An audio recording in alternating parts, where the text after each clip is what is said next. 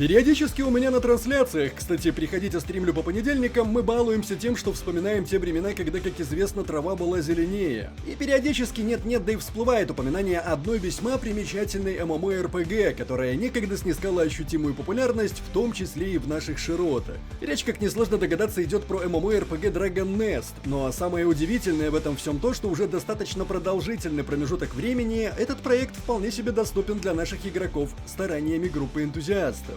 Да, конечно же, я про так называемую фришку New Dragon Nest. И да, сегодня как раз о ней, родимый, поговорим. Не забываем подписываться на канал, в том числе по ссылкам в описании можно найти нас на отечественных платформах в ВК и на Рутуб. Ну а за общением и самыми свежими новостями жанра MMORPG отправляю вас в мой телеграм. Меня зовут Мадлер, это портал Гохару, и мы начинаем.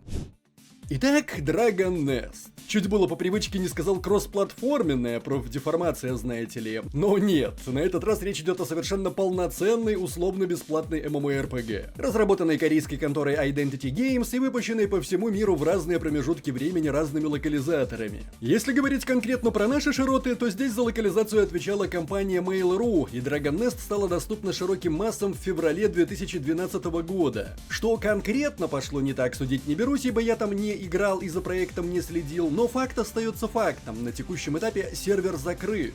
Более того, встречалось мне новости о том, что европейский сервер Dragon Nest тоже собирались закрывать в мае 2019 года. Таким образом, для поклонников этой MMORPG, а таковых действительно предостаточно, будет явно хорошей новостью тот факт, что в наших широтах аж с сентября 2018 года работает приватный сервер под названием New Dragon Nest. Понятное дело, вдохновленный тем самым Dragon Nest, что называется от фанатов для фанатов. Что ж, давайте переходить непосредственно к нему. Как я уже сообщил, сервер открыл свои двери в сентябре 2018 года. Целью администрация сразу ставила возрождение того самого Dragon Nest, который полюбился многим игрокам из наших широт и которые хотели бы продолжить свои приключения в мире Альтеры. Кстати, Альтеры, как созвучно с одной моей любимой MMORPG, аж навевает.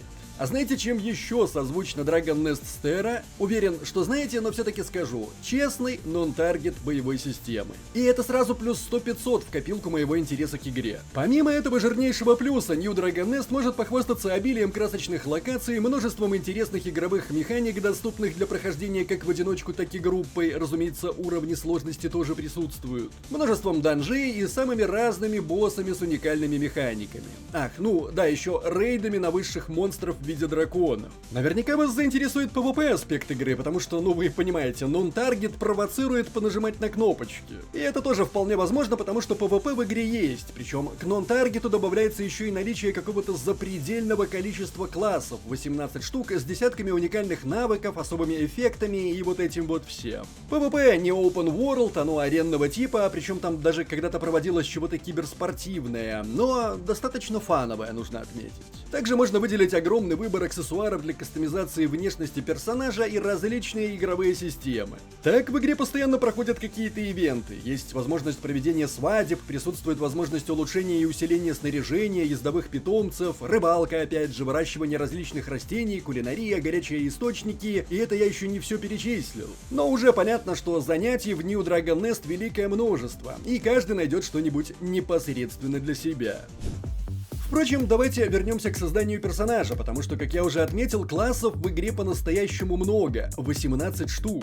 Но нужно понимать, что основных классов всего 10, а оставшиеся 8 это так называемые спин-оффы, специальные классы. При выборе из 10 основных классов вам будет доступна ветка первой специализации. Тут вы выбираете одну из двух профессий, например, у воина это будет мечник и страж, после чего вам открывается множество различных навыков. Выбрав, к примеру, мечника, далее по ходу развития вам станет доступен квест на вторую специализацию, где вы уже будете выбирать между мастером клинка и гладиатором, что в свою очередь откроет вам как новые навыки, так и улучшение предыдущей ветки мечника и самого персонажа. Ближе к максимальному уровню вам откроется пробуждение, а вместе с ним еще парочка навыков и ряд пассивных умений, улучшающих ваши навыки. Последним и самым мощным новым навыком станет непосредственно навык героя, который уникален для каждого подкласса, то есть по сути для второй специализации. Навык героя открывается только при выполнении выполнения определенных условий после прохождения целого ряда заданий. Что же касается вышеупомянутых спин-оффов специальных классов, то у них все практически то же самое, за исключением того, что там сразу при создании открыта первая специализация, а вторая при этом впоследствии не разделяется на две дополнительные. Короче, в чем-то это плюс, в чем-то минус, но, как говорится, в среднем по больничке и то, и другое вполне играбельно. Еще одна штука, о которой необходимо упомянуть, когда речь заходит про New Dragon Nest, это то, что в игре присутствует несколько сюжетных линий. То есть натурально, в зависимости от того, какой класс вы выберете, такая сюжетка вас и ждет. Начинаете вы свои приключения либо в городе Зеленая Застава, либо в Снежном Хребте. Ну а дальше... Не хочу спойлерить, но Dragon Nest вполне себе сможет порадовать достаточно интересным сюжетом. Я, понятное дело, небольшой поклонник, вы знаете, но ролик-то я снимаю не для себя. Уверен, почитатели найдутся. При этом игра не может похвастаться большим, как это сейчас принято, бесшовным миром. Весь мир Альтера олдскульненько поделен на инстанс-зоны, по которым нас в полной мере проведут во время прохождения сюжетной линии. Я, честно говоря, от такого уже успел отвыкнуть, так что было даже своеобразненько, я бы сказал. С точки зрения святого графония, здесь все, на мой взгляд, достаточно скромно. То есть Dragon Nest определенно не хватает звезд с небес, но для игры 2011 года выглядит вполне нормально. Из плюсов могу отметить то, что игра запустится на любом калькуляторе, а также, как ни крути, но узнаваемый визуал здесь присутствует. Dragon Nest вы точно узнаете, если видели ее хоть раз. Прокачка представляет из себя с большего таки типичный квест-ран с основными и побочными заданиями. Выполняя их, мы знакомимся с миром, лором и механиками игры, посещаем данжи, сражаемся с противниками, ну и, конечно же, разбираемся в подробностях с тем, что из себя представляет выбранный нами класс. Причем нужно отметить, что прокачка происходит довольно шустро, так как сервер, равно как и сама игра, существует уже довольно давно, и весь основной контент начинается на 99 уровне. После достижения капа вы сможете уже полноценно начать свой путь приключенца и драконоборца. В игре, к слову, есть гид новичка. Советую им не брезговать, штука крайне полезная. Развитие персонажа в Dragon Nest достаточно традиционное. В игре присутствует снаряжение, которое различается по редкости от серого до красного. К слову, как я понял, золотое снаряжение для экономии времени можно спокойно приобрести у кузнеца в любом городе за внутриигровую валюту. А вот уже красное снаряжение придется крафтить за самоцветы. При этом любое снаряжение, разумеется, можно протачивать, причем есть как безопасная, так и опасная точка. Да, ваша шмоточка вполне себе может того, как говорится, тю-тю, но для того, чтобы избежать таких печальных последствий, в игре есть свои способы. Да, про внутриигровой магазин я могу сказать только одно. Он есть, и это, в принципе, типичный магазин фришки. Здесь получится затариться как обычной внешкой, так и вещами, которые можно причислить к разряду Pay to Win. Но, как мы все с вами прекрасно знаем, Pay to Win рознь, и здесь мы сталкиваемся с его неохреневшей разновидностью. Более того, как я понимаю, есть возможность и внутриигровыми способами разжиться донат-валютой через аукцион. То есть, в этом плане сервер New Dragon Nest похож на ту же самую Tron and Liberty, и вот с таким Pay to Win лично у меня проблем не возникает.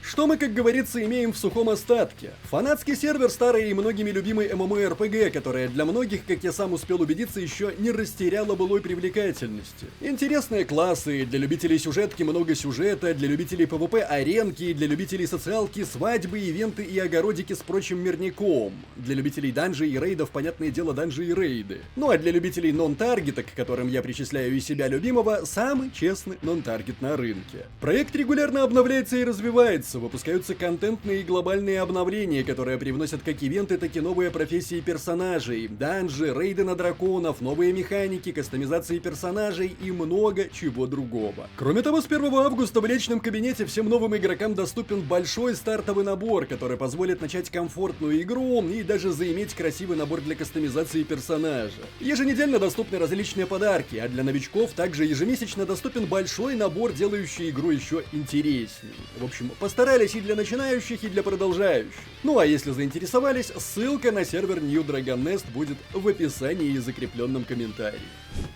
Не забываем, как всегда, традиционно поставить лайк или дизлайк этому видео, поделиться им с друзьями, оставлять свои комментарии, прожать колокол, чтобы быть в курсе выхода нового контента, и подписаться на нас везде, если еще не подписаны. С вами был Мадлер, это портал Go.ru. Еще услышимся.